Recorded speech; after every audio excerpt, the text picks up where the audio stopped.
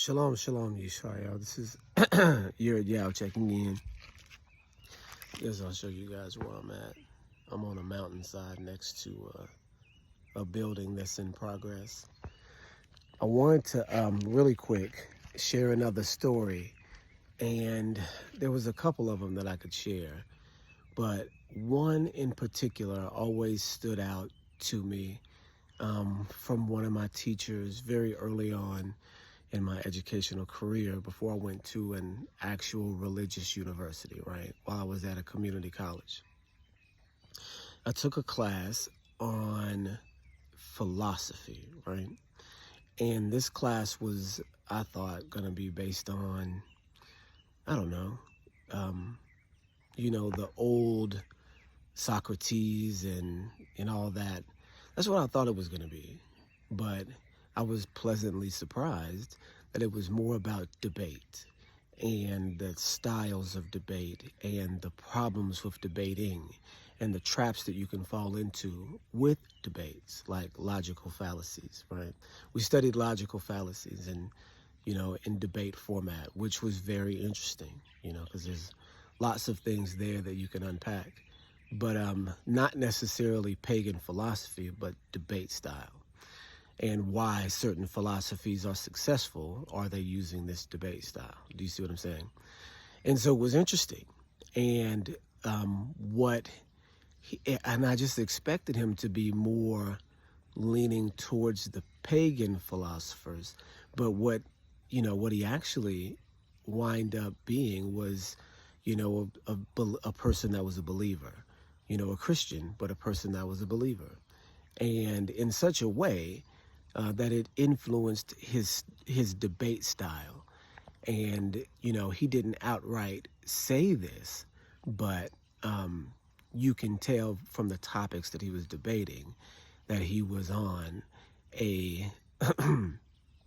I would say, a believing side. People would say a conservative side, but that's two different things. You don't want to confuse the two. And he probably was on the conservative side, but the things he was saying were biblically based, right? And so I appreciated this teacher.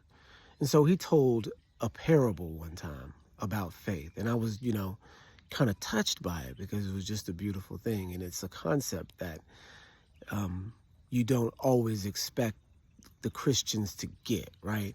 Just, being in the Hebrew mindset, we're always thinking about what can we do, what, needs to be done, right? And so this is, a breath of fresh air coming from a Christian perspective, right? And so the story that he tells is about a guy who is at the Grand Canyon. I don't think it was the Grand Canyon. I think it's Niagara Falls. And he managed to throw a rope or to take a rope and get it from one side to the other. And he's up there and there's a crowd of people and he says, "Do you people think I can walk across this rope to the other side without falling?" And they're like, "Oh, it's dangerous. That looks really dangerous." And he says, "I said I can do it. Do you think I can walk across? Do you think I can do it?" So if you believe that you can do it, yeah, I think you can do it. And so he goes, crosses it, comes back. The crowd, goes crazy. "Yeah, you could do it. You could do it." He says, "Do you think that I can do it with these books?"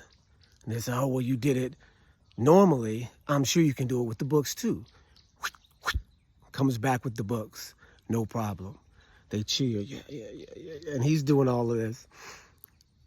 And he says, "Do you think that I can do it with this wheelbarrow?"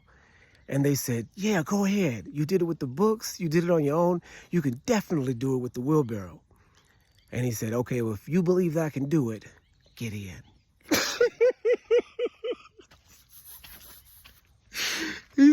He said, "That's faith." You see what I mean? He said that's the definition of faith. If you believe in something and then you just walk around living your everyday life, then you don't have any show for your faith, right? But if you believe in something enough to act on it, even against your best interest, that is the Abraham version of faith, and not the, lackadaisical, as long as I'm being kind to my neighbor, I'm okay. Not that type of faith, but the active faith. And I thought that was a profound thing to hear from a Christian. And so this teacher really, with that parable, really opened my eyes on a way to look at what faith actually is at a very early stage, in the correct way. All right, you guys, that's teacher number 2. Shalom, shalom.